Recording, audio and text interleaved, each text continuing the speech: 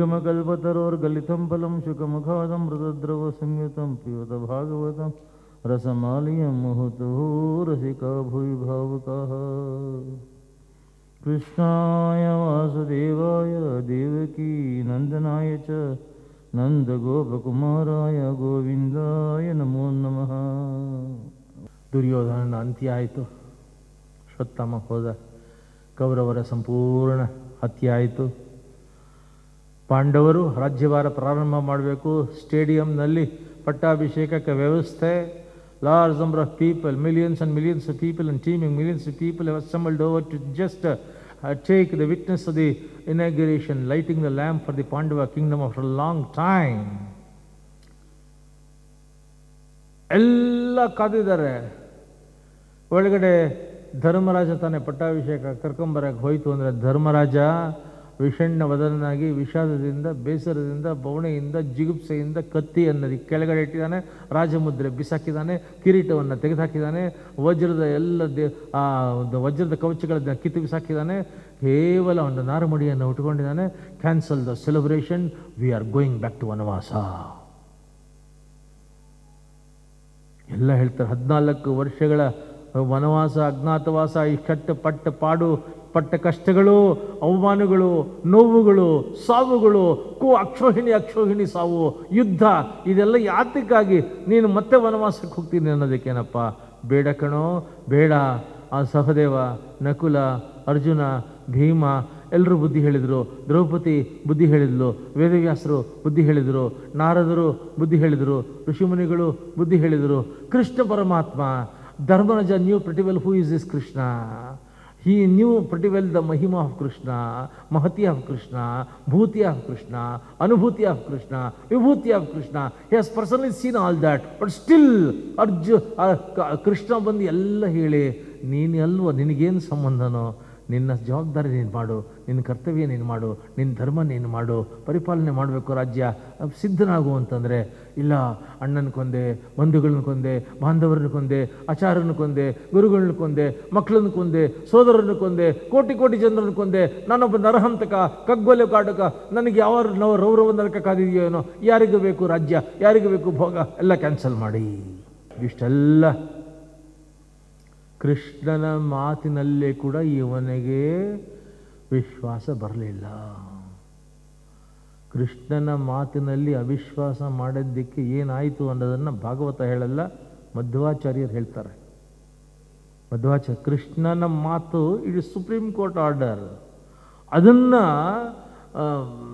ಯಾವಾಗ ಧರ್ಮರಾಜ ಪೂರ್ತಿ ವಿಶ್ವಾಸ ಮಾಡಲಿಲ್ಲ, ಅವಿಶ್ವಾಸ ಮಾಡಿದ, ಅದಕ್ಕೆ ಏನಾಯಿತು ಅನ್ನೋದನ್ನು ಮಧ್ವಾಚಾರ್ಯ ಹೇಳ್ತಾರೆ. ಅಂದರೆ ಮಹಾಭಾರತ ಯುದ್ಧ ಎಲ್ಲ ಮುಗಿದು, ಅವನ ಪಾಂಡವರ ರಾಜ್ಯಭಾರನ ಮುಗಿದು, ಪಾಂಡವರ ಕಡೇ ಘಳಿಗೆಗಳು, ಅವರು ಮಹಾಪ್ರಸ್ಥಾನಕ್ಕೆ ಹೋಗಬೇಕು. ನಾವು they come to know that end has come. ಮಹಾಪ್ರಸ್ಥಾನಕ್ಕೆ ಹೋಗಬೇಕು. ನಕುಲ, ಸಹದೇವ, ಅರ್ಜುನ, ಭೀಮ, ದ್ರೌಪದಿ, ಧರ್ಮರಾಜ ಎಲ್ಲ ನಾರುಮಡಿಯನ್ನು ಉಟ್ಟರು, ಅನ್ನಹಾರಗಳನ್ನು ಬಿಟ್ಟರು, ಹಿಮಾಲಯದ ಕಡೆ ಹೆಜ್ಜೆ ಇಟ್ಟರು, ಮೌನವನ್ನು ತೊಟ್ಟರು, ಒಬ್ಬೊಬ್ಬರಾಗಿ ಹೆಜ್ಜೆ ಇಟ್ಕೊಂಡು ಹೋಗ್ತಾ ಇದ್ದಾರೆ. ಇದ್ದಕ್ಕಿದ್ದ ಹಾಗೆ ದ್ರೌಪದಿ ಬಿದ್ದಲು, ದೇಹ ಬಿತ್ತು. ನಕುಲ, ಸಹದೇವ ಬಿದ್ದರು, ದೇಹ ಬಿತ್ತು. ಅರ್ಜುನ ದೇಹ ಬಿತ್ತು, ಭೀಮನ ದೇಹ ಬಿತ್ತು. ಧರ್ಮರಾಜ ಒಬ್ಬನೇ ಬಂದ, ಅವನ ದೇಹ ಬೀಳಲಿಲ್ಲ, ಕಡೆಯವರೆಗೂ ಬಂದ, ಕ್ಷಿತಿಜದವರೆಗೂ ಬಂದ. ಎಂಡ್ ಆಫ್ ದಿ ಹಿಮಾಲಯಾಸ್ ಬಂದಿದ್ದಾನೆ.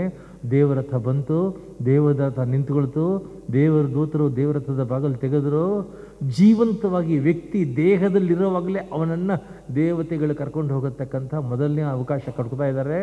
ಬಾ ಧರ್ಮರಾಜ ಬಾ, ದೇವತೆಗಳು ಸಂತೋಷಪಟ್ಟು ನಿನ್ನ ಸ್ವಾಗತಕ್ಕೆ ಕಾದಿದ್ದಾರೆ. ಧರ್ಮ, ಸತ್ಯ, ನಿಷ್ಠೆ, ಶ್ರದ್ಧೆ, ಭಕ್ತಿಯಿಂದ ಇಡೀ ಜೀವನವನ್ನು ಪಾವನ ಮಾಡ್ಕೊಂಡಿರ್ತಕ್ಕಂಥ ಮಹಾನುಭಾವ, ಬಾಪ್ಪ ಬಾರೋ ರಾಜ ಅಂತಂದರು. ನಿಧಾನವಾಗಿ ಹೆಜ್ಜೆ ಇಟ್ಕೊಂಡು ಬಂದ. ಆದರೆ ಅವನ ಜೊತೆಯಲ್ಲಿ ಒಂದು ನಾಯಿ ಮೊದಲಿಂದ ಅವನನ್ನು ಹಿಂಬಾಲಿಸ್ಕೊಂಡು ಬರ್ತಾಯಿತ್ತು. ಹಿಮಾಲಯದ ಉದ್ದಕ್ಕೂ ಅವನನ್ನು ಹಿಂಬಾಲಿಸ್ಕೊಂಡು ಬಂತು. ಈಗ ಅವನು ದೇವರಥದ ಮೆಟ್ಲುಗಳನ್ನು ಹತ್ತಕ್ಕೆ ಪ್ರಾರಂಭ ಮಾಡ್ದ. ನಾಯಿನ ಇವನ ಜೊತೆಲಿ ಮೆಟ್ಲತ್ತಕ್ಕೆ ಬಂತು. ದೇವದೂತರು ಬಂದರು, ಕೈ ಅಡ್ಡ ಇಟ್ಟರು. ನಾಯಿಗಳಿಗೆ ದೇವಲೋಕದಲ್ಲಿ ಪ್ರವೇಶವಿಲ್ಲ, ವಾಪಸ್ ಕಳಿಸು. ಧರ್ಮರಾಜ ಅಂದ, ನಾನು ಇಷ್ಟು ಕೋಟಿ ಕೋಟಿ ಜನರನ್ನು ಹಚ್ಚಿಕೊಂಡೆ, ಯಾರೂ ನನ್ನ ಹಚ್ಕೊಳ್ಳಿಲ್ಲ. ಜೀವಿತದ ಕಡೆಯಲ್ಲಿ ಯಾರೂ ನನ್ನ ಜೊತೆಲಿ ಬರಲಿಲ್ಲ. In the last minute of my life, in the last moment of my life, nobody accompanied me. But ನನಗೆ ಇದಕ್ಕೆ ಏನು ಬಾಂಧವ್ಯ ಇಲ್ಲ, ಸಂಬಂಧ ಇಲ್ಲ, ವಿನಾಕಾರಣ.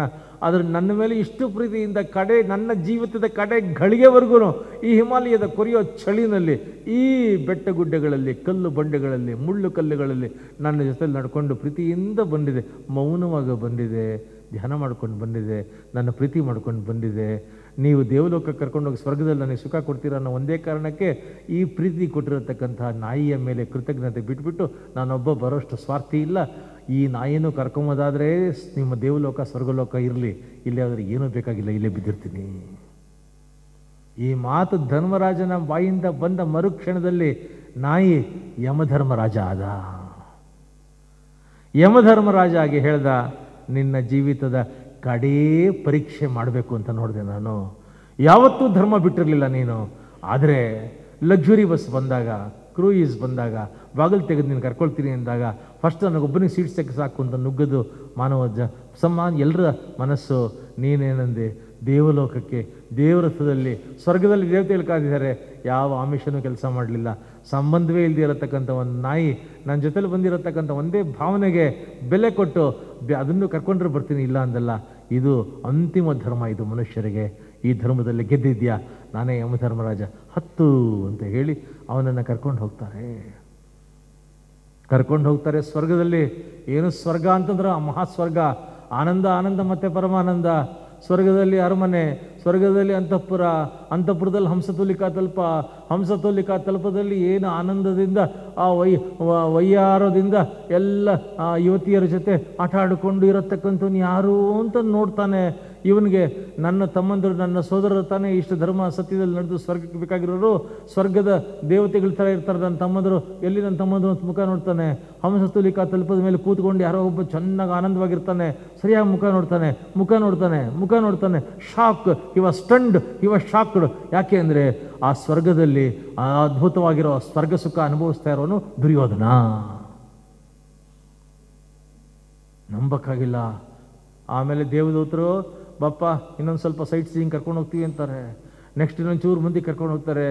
ಒಳ್ಳೆ ಸರೋವರ, ಪಕ್ಕ ಉದ್ಯಾನವನ, ಎಂತೆಂಥ ಹೂವುಗಳು, ಎಂಥ ದೇವಲೋಕದ ಸುಗಂಧ, ಆನಂದ.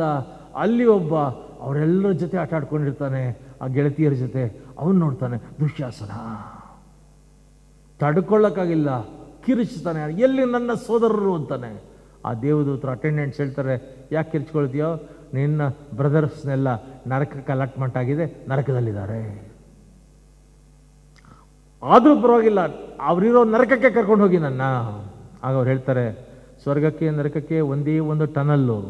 ಆ tunnel most threatening, most dangerous and ಅಂಧಕಾರ ಕೂಪ, ದುರ್ಗಂಧಮಯ, ಮೋಸ್ಟ್ ಸಫೋಕೇಟಿಂಗ್. ಉಳಿದೇ ಬರೋದು ಕಷ್ಟ, ಹೋಗೋದು ತುಂಬ ಕಷ್ಟ, ವೆರಿ ರಿಸ್ಕಿ. ಬೇಡ ರಾಜ, ಬೇಡ. ಹೇಗೂ ಸ್ವರ್ಗದಲ್ಲಿ ಗಲಾಟಾಗಿದೆ, ಆರಾಮಾಗಿರಿ ಇವ್ರ ಜೊತೆನಲ್ಲಿ. ನರಕದಲ್ಲಿರತಕ್ಕಂಥ ನನ್ನ ಸೋದರರನ್ನ ನೋಡಬೇಕು, ಮೊದಲಲ್ಲಿ ಕರ್ಕೊಂಡೋಗಿ. ತೆವಳುಕೊಂಡು, ಹೊರಳುಕೊಂಡು, ಬಗ್ಗೊಂಡು, ಕ್ರಾಲ್ ಮಾಡಿಕೊಂಡು, ಅಬ್ಬೆಗಾಲಿಟ್ಕೊಂಡು, ಅಂತೂ ಇಂತೂ ಆ ಟನಲ್ನಲ್ಲಿ ಬಂದು ನರಕಕ್ಕೆ ತಲುಪದ. ನರಕದಲ್ಲಿ ಬಂದು ನಿಂತ್ಕೊಂಡ.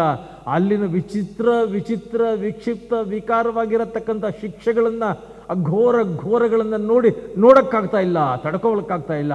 ಅಷ್ಟೊತ್ತಿಗೆ ಯಾರೋ ಒಬ್ಬ ಸೋದರನ ಧ್ವನಿ ಕೇಳಿಸ್ತಾ ಇದೆ. ಅಣ್ಣ ಧರ್ಮರಾಜ, ನೀನು ಬಂದಿರಬೇಕು. ಯಾಕೆ ಅಂದರೆ ನಿನ್ನ ದೇಹದ ಸ್ಪರ್ಶ ಮಾಡಿರತಕ್ಕಂಥ ಗಾಳಿ ನಮ್ಮ ಕಡೆ ಬಂದು ನಮ್ಮ ದೇಹ ಸ್ಪರ್ಶ ಮಾಡಿ ನಮಗೆ ಯಾತನೆ ಕಡಿಮೆ ಆಗ್ತಾ ಇದೆ, ನೋವು ಕಡಿಮೆ ಆಗ್ತಾ ಇದೆ, ದುಃಖ ಕಡಿಮೆ ಆಗ್ತಾ ಇದೆ, ಕಣ್ಣೀರು ಕಡಿಮೆ ಆಗ್ತಾ ಇದೆ. ಅಣ್ಣ ಹೋಗಬೇಡವೋ, ಇಲ್ಲೇ ಇರು, ನೀನು ಇರೋಷ್ಟೊತ್ತು ನನಗೆ ನೋವು ಕಮ್ಮಿ ಆಗುತ್ತೆ, ಹೋಗಬೇಡ ಅಣ್ಣ, ಹೋಗಬೇಡ. ಒಬ್ಬ ಸೋದರನ ಧ್ವನಿ ಕೇಳಿಸುತ್ತೆ. ಅಷ್ಟೊತ್ತಿಗೆ ಎಲ್ಲ ನೋಡ್ತಿರ್ತಾನೆ. ಅಟೆಂಡೆಂಟ್ಸ್ ಹೇಳ್ತಾರೆ, ನಿಂದು ನರಕಲೋಕದ ವಿಸಿಟಿಂಗ್ ಅವರ್ಸ್ ಕ್ಲೋಸ್ ಆಯಿತು, ನಿಂದು ಸ್ವರ್ಗ ಅಲಾಟ್ ಆಗಿರೋದು, ವಾಪಸ್ ಹೋಗೋಣ ಬಾ. ಆಗ ಧರ್ಮರಾಜ ಹೇಳ್ತಾನೆ, ಅಂಥ ಪಾಪಿಗಳು, ಪ್ರಾರಬ್ಧಗಳು, ಪಾಪಿಷ್ಠರು ಇರತಕ್ಕಂಥ ಸ್ವರ್ಗಕ್ಕಿಂತ ಧರ್ಮಕ್ಕಾಗಿ ಜೀವ ಕೊಟ್ಟಿರತಕ್ಕಂಥ ನನ್ನ ಸೋದರಿರತಕ್ಕಂಥ ನರಕ, ಇದೇ ನನಗೆ ಶ್ರೇಷ್ಠ ಸ್ವರ್ಗ. ಇವ್ರ ಜೊತೆಲೇ ಇರ್ತಿದ್ದೀನಿ, ಕಷ್ಟ ನಷ್ಟ ಆದರೂ ಪರವಾಗಿಲ್ಲ, ಇವ್ರ ಜೊತೆ ಇರ್ತೀನಿ, ಸ್ವರ್ಗಕ್ಕೆ ಬರೋದಿಲ್ಲ ನಾನು. ಈ ಮಾತು ಹೇಳಿದ ಮರುಕ್ಷಣದಲ್ಲಿ ನರಕ ಸ್ವರ್ಗ ಆಗುತ್ತೆ, ಸ್ವರ್ಗ ನರಕ ಆಗುತ್ತೆ. ಇಷ್ಟೆಲ್ಲ ಹೇಳಿ ಮಧ್ವಾಚಾರ್ಯರು ನಿರ್ಣಯ ಕೊಡ್ತಾರೆ. ಧರ್ಮರಾಜನಿಗೆ ಕೂಡ ನರಕ ದರ್ಶನ ಅಂತೂ ಆಗೋಯ್ತೋ. ಅವನಿಗೆ ನರಕ ದರ್ಶನ ಆಗ್ಬೇಕೇನ್ರಿ? ಜೀವನ ಪೂರ್ತಿ ಧರ್ಮ ಅನ್ನೋ ನರಕ ದರ್ಶನ ಆಗ್ಬೇಕೇನ್ರಿ? ನರಕ ದರ್ಶನ ಆಯ್ತಲ್ಲ ಅಂತಂದ್ರೆ ಧರ್ಮ ಅವಾಗ ಮಧ್ವಾಚಾರ್ಯ ಹೇಳ್ತೀವಿ. ಯಾಕೆ ನರಕ ದರ್ಶನ ಅಂದರೆ ಕೃಷ್ಣನ ಮಾತಿನಲ್ಲಿ ಅವಿಶ್ವಾಸವನ್ನು ಒಂದು ಗಳಿಗೆ ತೋರಿಸಿರತಕ್ಕಂಥದ್ರ ಪರಿಣಾಮ ಪ್ರಭಾವ ಧರ್ಮರಾಜನಿಗೆ ನರಕ ದರ್ಶನ. ಈಗ ಧರ್ಮರಾಜ ಎಲ್ಲಿ ಯಾರ ಮಾತು ಕೃಷ್ಣನ ಮಾತು ಕೇಳದೆ ಇದ್ದಾಗ ಕೃಷ್ಣ ಅಂದ್ಕೊಂಡೆ ಇವರಿಗೆ ಕೆಮ್ಮು ನೆಗಡಿ ಜ್ವರ ಬಂದಿರೋದಲ್ಲಪ್ಪ, ದೊಡ್ಡ ರೋಗ ಬಂದಿದೆ ಇವನಿಗೆ. ದೊಡ್ಡ ರೋಗ ಬಂದಾಗ ದೊಡ್ಡ ಡಾಕ್ಟರ್ ಹತ್ರ ಕರ್ಕೊಂಡು ಹೋಗಬೇಕು. ಯಾರಪ್ಪ ದೊಡ್ಡ ಡಾಕ್ಟ್ರು ಅಂತಂದಾಗ ದ್ವಾಪರ ಯುಗದ ದೊಡ್ಡ ಡಾಕ್ಟರು ಒಬ್ಬರೇ ಒಬ್ಬರು ಭೀಷ್ಮಾಚಾರ್ಯರು. 834 ವರ್ಷಗಳ ಕಾಲ ಅಖಂಡ ಬ್ರಹ್ಮಚರ್ಯದ ತೇಜಸ್ಸು ತಪಸ್ಸಿನಿಂದ ಪ್ರಜ್ವಲಿಸುತ್ತಾ ಇದ್ದಂತಹ ಜಜ್ವಲ್ಯಮಾನವಾಗಿದ್ದಂತಹ ಮಹಾನುಭಾವರಾಗಿದ್ದಂತಹ ಭೀಷ್ಮ ಪಿತಾಮಹರು ಶರಪಂಜರದ ಮೇಲೆ ಮಲಗಿದ್ದಾರೆ. ಅವರಿಗೆ ಅವರ ಜೀವನದ 800 ವರ್ಷದ ಮೆರವಣಿಗೆಯಲ್ಲಿ has seen millions and millions and teeming millions of people. ಅವರಿಗೆ ಎಲ್ಲ the futility of the so called utility everything he has realised. ಯಾರೂ ಬೇಕಾಗಿಲ್ಲ ಇವ್ರಿಗೆ, ಯಾರನ್ನೂ ಸ್ಮರಣೆ ಮಾಡ್ತಾ ಇಲ್ಲ. ಅವ್ರಿಗೊಂದು ಅರ್ಥ ಆಗಿದೆ, ಅವರಿಗೆ ನೆನಪಿನಲ್ಲಿ ಕೃಷ್ಣ, ಸ್ಮರಣೆಯಲ್ಲಿ ಕೃಷ್ಣ, ಉಸಿರಿನಲ್ಲಿ ಕೃಷ್ಣ, ಹೆಸರಿನಲ್ಲಿ ಕೃಷ್ಣ, ಮನಸ್ಸಿನಲ್ಲಿ ಕೃಷ್ಣ, ಬುದ್ಧಿಯಲ್ಲಿ ಕೃಷ್ಣ, ದೇಹದಲ್ಲಿ ಕೃಷ್ಣ, ಹೃದಯದಲ್ಲಿ ಕೃಷ್ಣ, ಧಮನಿಗಳಲ್ಲಿ ಕೃಷ್ಣ, ನರನಾಡಿಗಳಲ್ಲಿ ಕೃಷ್ಣ, ಉಸಿರಿನಲ್ಲಿ ಕೃಷ್ಣ. ಕೃಷ್ಣನ ಸ್ಮರಣೆ ಒಂದನ್ನು ಬಿಟ್ಟು ಇನ್ನೇನು ಬೇಕಾಗಿಲ್ಲ ಅಂತ ಕೇಳ್ತಾ ಇದ್ದಾರೆ. ಕೃಷ್ಣ ನಿನ್ನ ಸ್ಮರಣೆ ಕೊಡೋ ಸ್ವಾಮಿ ಅಂತಿದ್ದಾರೆ. ಅಷ್ಟೊತ್ತಿಗೆ ಕೃಷ್ಣ ಧರ್ಮರಾಜನನ್ನು ಪಾಂಡವರನ್ನು ಕರ್ಕೊಂಡು ಭೀಷ್ಮಾಚಾರ್ಯ ಹತ್ರ ಬರ್ತಾ ಇದ್ದಾನೆ. ದೊಡ್ಡ ಡಾಕ್ಟರಿಂದ ಇವನಿಗೆ ಕೌನ್ಸಿಲಿಂಗ್ ಮಾಡಿಸೋದಕ್ಕೆ ಏನೋ ಶಬ್ದ ಆಯಿತು. ಶಬ್ದ ಆದ ತಕ್ಷಣ ಭೀಷ್ಮರು ಕಣ್ಣು ಬಿಟ್ಟು ನೋಡಿದರೆ ಸಾಕ್ಷಾತ್ ಕೃಷ್ಣ. ಜೀವಿತದ ಕಡೆಗಾಲದಲ್ಲಿ ಸ್ಮರಣೆ ಒಂದು ಕೊಡೋ, ಅದು ಮಾತ್ರ ತೆಗಿಬೇಡ ಅಂತ ಕಣ್ಣಲ್ಲಿ ನೀರು ಹಾಕೊಂಡು ಕೇಳ್ತಾ ಇರೋರಿಗೆ ದರ್ಶನ ಹೋಯ್ತಲ್ಲ ಕೃಷ್ಣಂದು. ಏನು ಕಣ್ಣಲ್ಲಿ ಆನಂದ ಬಾಷ್ಪ, ಹೇಳೋಕ್ಕಾಗ್ತಾ ಇಲ್ಲ. ಕೂತ್ಕೊಂಡು ಕಡೆಯಿಂದನೇ ಕೈ ಮುಗೀತಾ ಇದ್ದಾರೆ, ಮಲ್ಕೊಂಡು ಕಡೆಯಿಂದ ಕೈ ಮುಗೀತಾ ಇದ್ದಾರೆ. ಏನು ಕರುಣಾನಿಧಿಯೋ, ಏನು ಕೃಪಾಳನೋ, ಏನು ಭಕ್ತವತ್ಸಲನೋ, ಜೀವಿತದ ಕಡೆಗಾಲದಲ್ಲಿ ನಿನ್ನ ಸ್ಮರಣೆ ಮಾಡಿದ ದರ್ಶನ ಕೊಟ್ಟಲ್ಲ ಸ್ವಾಮಿ ಅಂತಿದ್ದಾರೆ.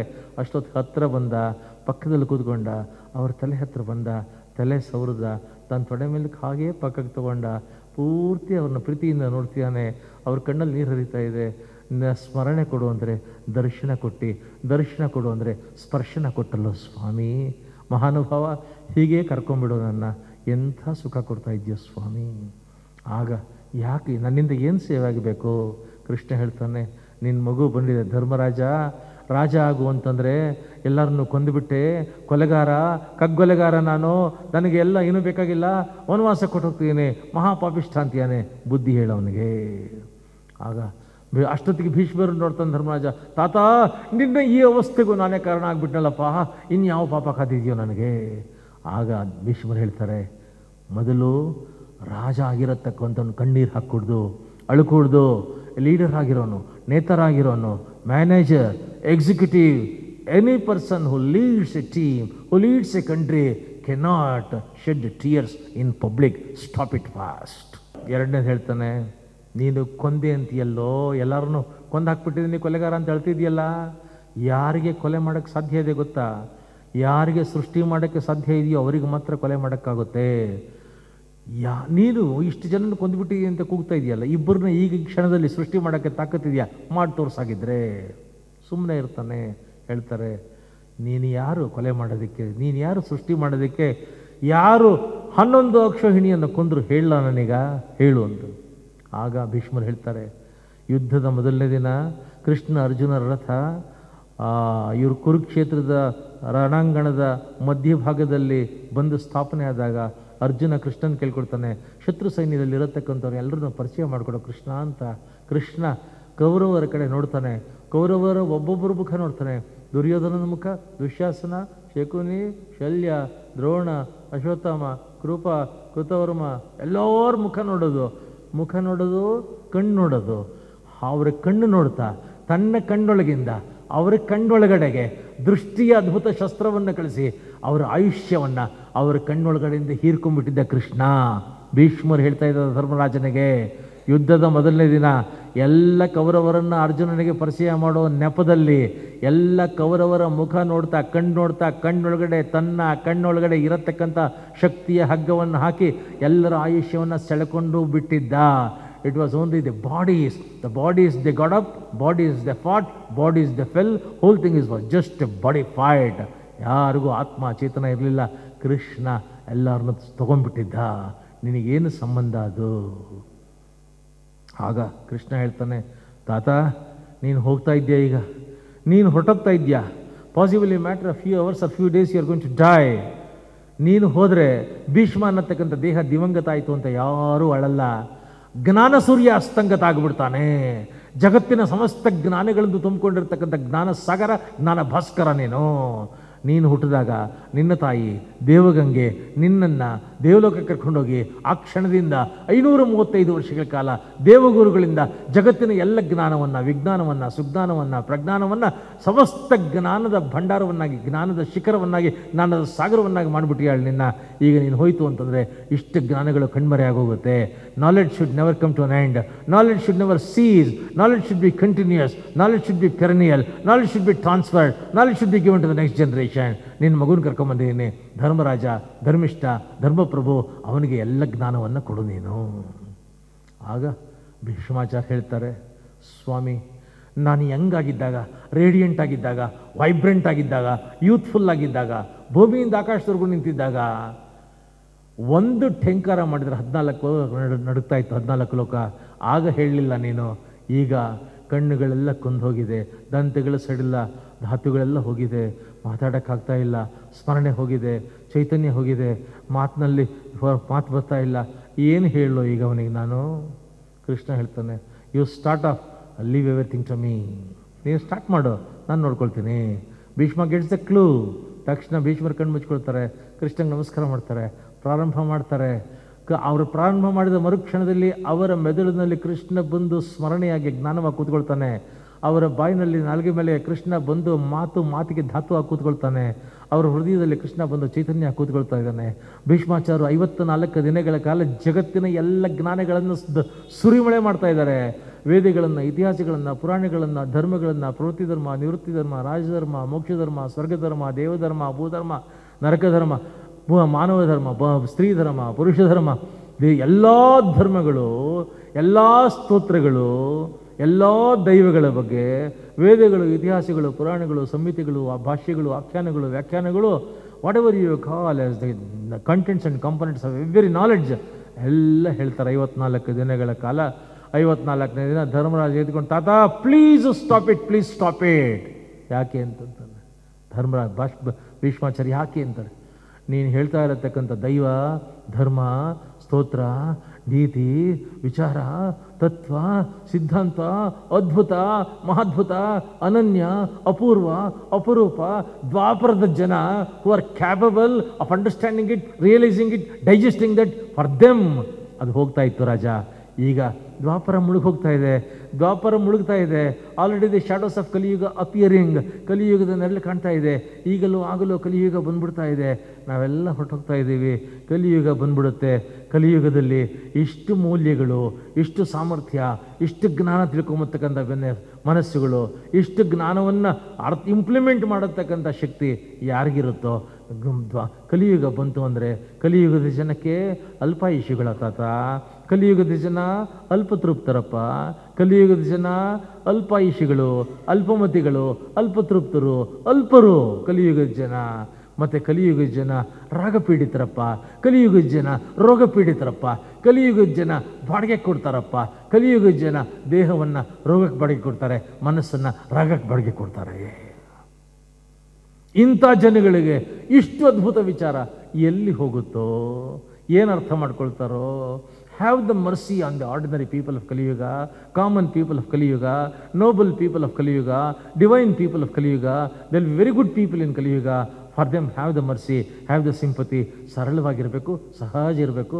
ಮತ್ತು 24 ಗಂಟೆಯಲ್ಲಿ 24 ನಿಮಿಷ ಮಾತ್ರ ಕಲಿಯುಗ ಜನ ದೇವರಿಗೆ, ದೈವಕ್ಕೆ, ಧರ್ಮಕ್ಕೆ ಅಂತ ಕೊಡೋಕ್ಕಾಗುತ್ತೆ. ಕಲಿಯುಗ ಜನಕ್ಕೆ 2 ಸ್ಪೆಷಾಲಿಟಿ ಇರುತ್ತೆ. ಮಧ್ವಾಚಾರ್ಯ 2 ಬೆರಳು ತೋರಿಸ್ತಾ ಇರ್ತಾರೆ ಯಾವಾಗಲೂ. ಏನು ಅಂದರೆ, ಕಲಿಯುಗ ಜನಕ್ಕೆ ಟೈಮ್ ಇಲ್ಲ, ಕಲಿಯುಗ ಜನಕ್ಕೆ ಪೇಷನ್ಸ್ ಇರಲ್ಲ. ಟೈಮ್ ಇಲ್ಲ, ಪೇಷನ್ಸ್ ಇಲ್ಲ. ಇಂಥ ಪರಿಸ್ಥಿತಿನಲ್ಲಿ ನೀನು ಇಷ್ಟೆಲ್ಲ ತತ್ವಗಳನ್ನು, ಮಹಿಮೆಗಳನ್ನು, ಮಹತಿಗಳನ್ನು, ಮೌಲ್ಯಗಳನ್ನು, ಭೂತಿಗಳನ್ನು, ಅನುಭೂತಿಗಳನ್ನು ಯಾರು ಅರ್ಥ ಮಾಡ್ಕೊಳ್ತಾರೆ ರಾಜ? ಪ್ಲೀಸ್ ಪ್ಲೀಸ್ 24 ಗಂಟೆ ಇರ್ಬೋದು, 24 ನಿಮಿಷ ಮಾತ್ರ ಕಲಿಯುಗದಲ್ಲಿ ದೈವಕ್ಕೆ ಧರ್ಮ ಕೊಡ್ತಾರೆ. ಆದ್ದರಿಂದ 24 ನಿಮಿಷದಲ್ಲಿ ಹೇಳುವಂಥದ್ದಾದರೂ ಒಂದು ಸ್ತೋತ್ರವನ್ನು ಕೊಡು. ಆ ಸ್ತೋತ್ರ ಸಮಸ್ತ ಧರ್ಮಗಳಲ್ಲಿ ಶ್ರೇಷ್ಠ ಧರ್ಮ ಆಗಿರಬೇಕು. ಆವಾಗ ಧರ್ಮರಾಜ ಹೇಳ್ತಾನೆ, 33 ಕೋಟಿ ದೇವತೆಗಳನ್ನು ಹೇಳಿದ್ಯಲ್ಲ, ಕಲಿಯುಗದಲ್ಲಿ ಅದನ್ನು ಲಿಸ್ಟ್ ಬರೆಯುವಂಥ ಒಬ್ಬ ಮನುಷ್ಯ ಸಿಗೋದಿಲ್ಲ. ಕಿಮೇಕಂ ದೈವತಂ ಲೋಕೆ ಕಿಮಾಪ್ಯೇಕಂ ಪರಾಯಣ. Just tell me one God who is ultimate God, who is supreme God, who is the best among everything. Tell me that. ಇಷ್ಟು ಧರ್ಮಗಳನ್ನು ಹೇಳಿದೆಯಲ್ಲ, ಈ ಧರ್ಮಗಳೆಲ್ಲ ಯಾರು ಅರ್ಥ ಮಾಡ್ಕೊಳ್ತಾರೆ, ಯಾರು ಇಂಪ್ಲಿಮೆಂಟ್ ಮಾಡ್ತಾರಪ್ಪ? ಟೆಲ್ ಮಿ ಒನ್ ಧರ್ಮ, ಕೋ ಧರ್ಮ ಸರ್ವಧರ್ಮಾನಾಂ ಭವತಃ ಪರಮೋಮತಃ. ಟೆಲ್ ಮಿ ಒನ್ ಧರ್ಮ which can be understood, digested, implemented easily, effortlessly, everybody. ಇಷ್ಟು ಸ್ತೋತ್ರಗಳನ್ನು ಹೇಳಿಬಿಟ್ಟಲ್ಲೋ 54 ದಿನ ಸ್ತೋತ್ರ ಸಾಗರ. ಇಷ್ಟು ಸ್ತೋತ್ರ ಯಾರಿಗ ಅರ್ಥವಾಗುತ್ತೆ? ಯಾರು ಗಟ್ ಮಾಡ್ಕೊಂಬಕ್ಕೆ ಟೈಮ್ ಇದೆಯೋ? ಜಸ್ಟ್ ಗಿವ್ ಒನ್ ಸ್ತೋತ್ರ. ಆ ಒಂದೇ ಒಂದು ಸ್ತೋತ್ರವನ್ನು ಜಪ ಮಾಡಿಬಿಟ್ರೆ ಕಿನ್ ಜಪನ್ ಮುಚ್ಚಿದೆ ಜಂತು ಜನ್ಮ ಸಂಸಾರ ಬಂಧನ ಅಂತ ಒಂದು ಸ್ತೋತ್ರವನ್ನು ಜಪ ಮಾಡೋದ್ರಿಂದ ಜನ್ಮ ಸಂಸಾರಗಳ ಬಂಧನದಿಂದ ಶಾಶ್ವತ ಬಿಡುಗಡೆ ಆಗಿಬಿಡ್ಬೇಕು, ಜನನ ಮರಣಗಳ ಚಕ್ರದಿಂದ ಬಿಡುಗಡೆ ಆಗಿಬಿಡ್ಬೇಕು. ಅಂಥದ್ದು ಒಂದು ಹೇಳು ರಾಜ ನೀನು. ಆಗ ಭೀಷ್ಮಾಚಾರ್ಯರು ಅರ್ಥ ಆಯಿತು ರಾಜ, ಅಂಥದ್ದು ಒಂದಿದೆಯಪ್ಪ ಕಲಿಯುಗ ಜನಗಳಿಗೆ. ಯಾವುದು? ಜಗತ್ಪ್ರಭುಂ ದೇವದೇವಂ ಅನಂತಂ ಪುರುಷೋತ್ತಮಂ ಸ್ತುವನ್ನಾಮ ಸಹಸ್ರೇಣ ಪುರುಷ ಸದ್ದೋತಿದ. ಜಗತ್ಪ್ರಭುವಾಗಿರತಕ್ಕಂಥ, ದೇವದೇವನಾಗಿರತಕ್ಕಂಥ, ಅನಾದಿಯಾಗಿರತಕ್ಕಂಥ, ಅನಂತನಾಗಿರತಕ್ಕಂಥ, ಪುರುಷನಾಗಿರತಕ್ಕಂಥ, ಪುರುಷೋತ್ತಮನಾಗಿರತಕ್ಕಂಥ ಮಹಾವಿಷ್ಣುವಿನ 1000 ನಾಮಗಳಿರತಕ್ಕಂಥ ವಿಷ್ಣು ಸಹಸ್ರನಾಮವನ್ನು ಯಾರು ಹೇಳ್ಕೊಳ್ತಿರೋ ಅವ್ರ ಜನ್ಮ ಉದ್ಧಾರ ಹೋಗ್ತಾರೆ. ಸತತೋತಿ ಉತ್ಥಾನ, ಉದ್ಧಾರ, ಉಲ್ಲಾಸ, ಉತ್ಸಾಹ. All those people will be chanting the Vishnu Sahasranama. All of them will be on the roads of progress, prosperity, peace, health, happiness, plenty, and totally comfortable. ಭೀಷ್ಮಾಚಾರ್ಯರ ಮಾತು. ರೋಗಾರ್ಥವು ಮುಚ್ಚಿದೆ ರೋಗ, ಬದ್ಧವು ಮುಚ್ಚಿದೆ ಬಂಧನ. ಅವರು ಎಲ್ಲ ಬಂಧನಗಳಿಂದ ಬಿಡುಗಡೆ ಆಗ್ತಾರೆ, ಎಲ್ಲ ರೋಗಗಳಿಂದ ನಿವೃತ್ತಿ ಆಗ್ತಾರೆ, ಜಡತ್ವ ನಿವಾರಣೆ ಆಗುತ್ತೆ. And they will be enjoying the best of the comfort and best of the luxury. They will be enjoying the best of the peace and best of the health. They will be having the best of the harmony and best of the wonderful life. ಇದನ್ನು ಭೀಷ್ಮಾಚಾರ್ಯ ಹೇಳ್ತಿದ್ದಾರೆ. ಆಗ ಧರ್ಮರಾಜ ಪ್ರಶ್ನೆ ಮಾಡ್ತಾನೆ, ನೀನೇನೋ ವಿಷ್ಣು ಸಹಸ್ರನಾಮ ಹೇಳ್ಕೊಳ್ಳಿ ಕಲಿಯುಗ ಜನ ಅಂತ ಹೇಳಿದೆ, ಇಷ್ಟೇ ಪವರ್ಫುಲ್ ಆಗಿರೋದು ಇನ್ಯಾವುದಾದ್ರೂ ಇದೆಯಾ? ಅಥವಾ ಇದಕ್ಕೆ ಆಲ್ಟರ್ನೇಟಿವ್ ಇನ್ಯಾವುದಾದ್ರೂ ಇದೆಯಾ? ಅಥವಾ ಇದಕ್ಕೆ ಬೈಪಾಸ್ ಇನ್ಯಾವುದಾದ್ರೂ ಇದೆಯಾ? ಅದು ಒಂದು ಕೇಳಿಬಿಡ್ತಾರೆ. ಆಗ ಭೀಷ್ಮಾಚಾರ್ಯ ಹೇಳ್ತಾರೆ, ಏಷಮೇ ಸರ್ವಧರ್ಮಾಣಾಂ ಧರ್ಮೋಧಿಕ ತಮೋಮತಃ. This and this alone is ultimate and supreme. Vishnu Sahasranama is the first and the best and ultimate. ಕಲಿಯುಗದಲ್ಲಿ ಇದನ್ನು ಬಿಟ್ಟರೆ ಬೇರೆ ಯಾವುದೂ ಇಲ್ಲ.